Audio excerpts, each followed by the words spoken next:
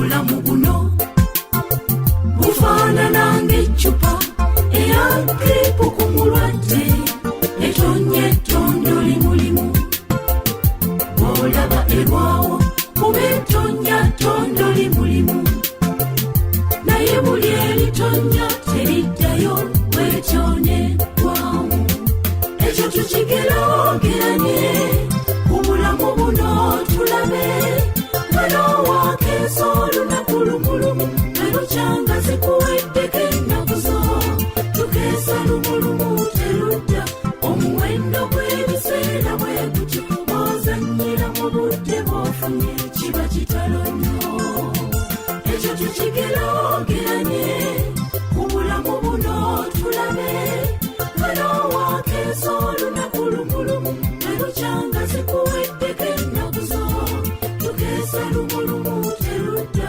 omuwendo gw'ebiseera bwe gutyo ozannyira mu budde bw'ofunye kiba kitalo nnyo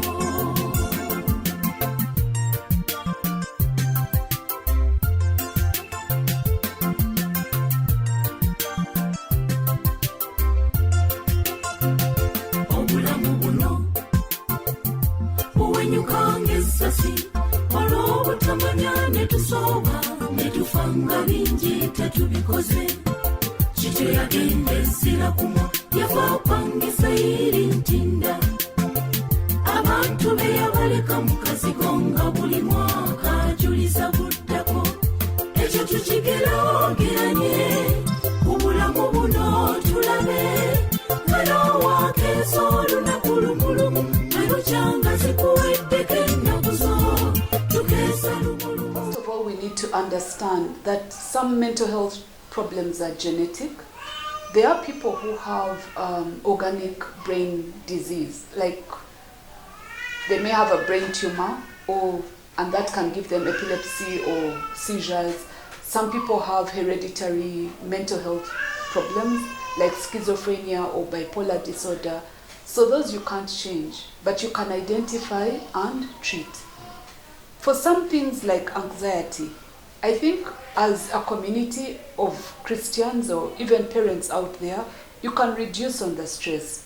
Schools can reduce on the stress by understanding these adolescents, to treat them with respect, to treat them with a non-judgmental attitude, and to be supportive. I think for me that will go a long way in reducing the challenges of mental health problems. Well, I think the first thing is to normalize.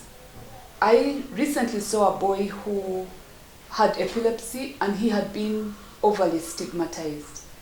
I also know that some of the patients who we treat in the chronic care clinics, like the HIV clinic, the diabetes clinic, the sickle cell clinic, they get stigmatized.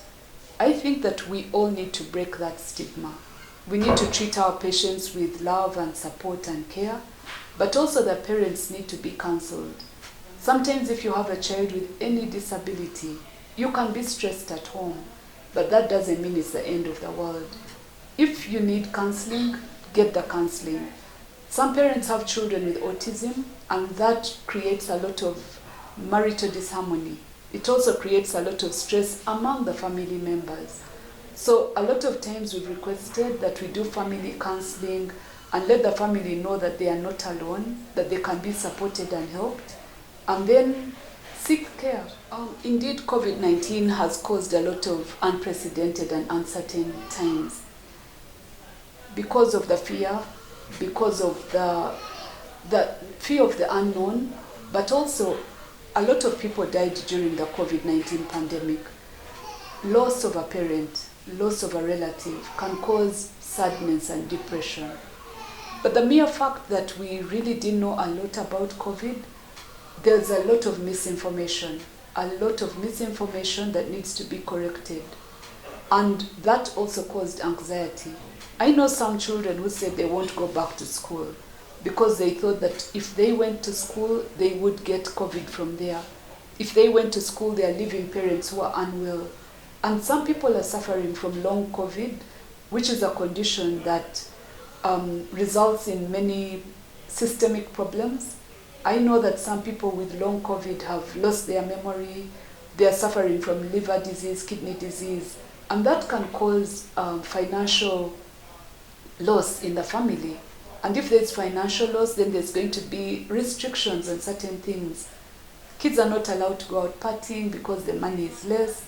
And then these general restrictions of social restrictions, you can't hug your friend, you can't meet them, you're wearing a mask all the time. I should be wearing my mask, but I'm on TV. But the truth is, when you don't see people smiling, it affects you. And masking up really causes a lot of, like, you can't really see the emotional effect of the person. And some people have even forgotten how to smile, which is so sad. And children need to smile, children need to play.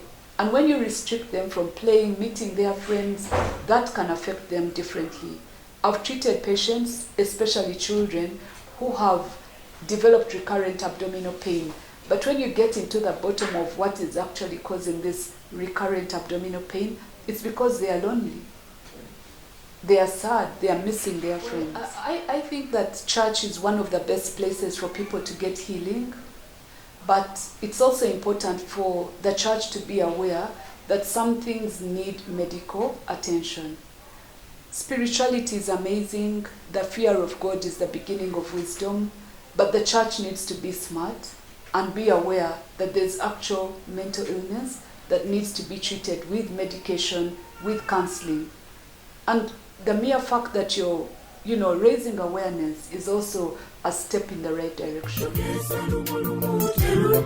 Omuwendo gw'ebiseera bwe gutyo bw'ozannyira mu budde bw'ofunye kiba kitalo nnyo. Omuzungu mwagala akuuma nnyo budde, naye wano ewaffe n'ebitatugasa tugenda tulabe. Okukeerewa tukimanyi, tukikola era twenyumiriza. So nno we tutamanya biseera by'eggulumbye.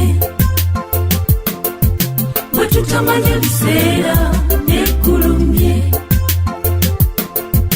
We tutamanya biseera